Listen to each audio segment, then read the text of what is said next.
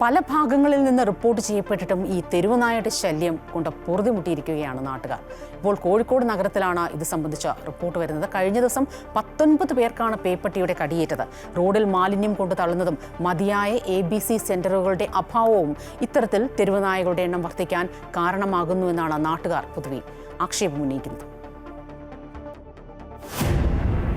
നഗരമധ്യത്തിൽ Christian കോളേജിന് സമീപത്ത് വെച്ചാണ് കഴിഞ്ഞ ദിവസം വിദ്യാർത്ഥികളടക്കം 19 പേർക്ക് തെരുവുനായയുടെ കടിയേറ്റത്. നായയ്ക്ക് പേവിഷബാധയും സ്ഥിരീകരിച്ചു. ഇതോടെ ജനങ്ങളെല്ലാം വലിയ ജാഗ്രതയിലാണ്.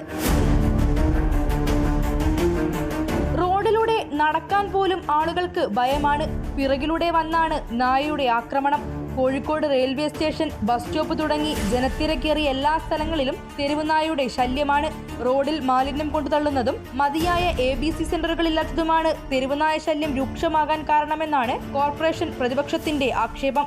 ഇപ്പോൾ വന്ധ്യീകരണമായാലും നമ്മുടെ ABC പദ്ധതിയെക്കുറിച്ചൊക്കെ വലിയ രീതിയിൽ സംസാരിക്കുമ്പോൾ അത് എത്ര കണ്ട് ഇഫക്റ്റീവാണെന്ന് തിരിച്ച് ജനങ്ങൾ ചോദിക്കുന്നുണ്ട്. കാരണം ഇങ്ങനെ നിരന്തരമുള്ള പിന്നെ ഈ തെരുവുനായ വിഷയം പറയുമ്പോൾ നമ്മൾ ഏറ്റവും കൂടുതൽ ഭയപ്പെടേണ്ടത് വാക്സിനുകളും പരാജയപ്പെടുന്ന സാഹചര്യമാണ്. കാരണം വാക്സിൻ എടുത്ത ആളുകൾ വരെ മരണപ്പെടുന്നുണ്ട്. ചുരുക്കി പറഞ്ഞാൽ ജനങ്ങൾക്ക് മാലിന്യ വിഷയം കൊണ്ടുണ്ടാകുന്ന ഇത്തരം പ്രശ്നങ്ങളിൽ നിന്ന് ജനങ്ങൾക്ക് ഒരു മോചനവുമില്ല. ഈ വർഷം ഇതുവരെ ജില്ലയിൽ നിരവധി പേർക്കാണ് നായയുടെ കടിയേറ്റത്. ഈ ഒരു സാഹചര്യത്തിൽ പ്രതിരോധ കുത്തിവെപ്പ് ക്യാമ്പയിൻ ആരംഭിക്കാനുള്ള നീക്കം മാത്രമാണ് കോർപ്പറേഷൻ നടത്തുന്നത്.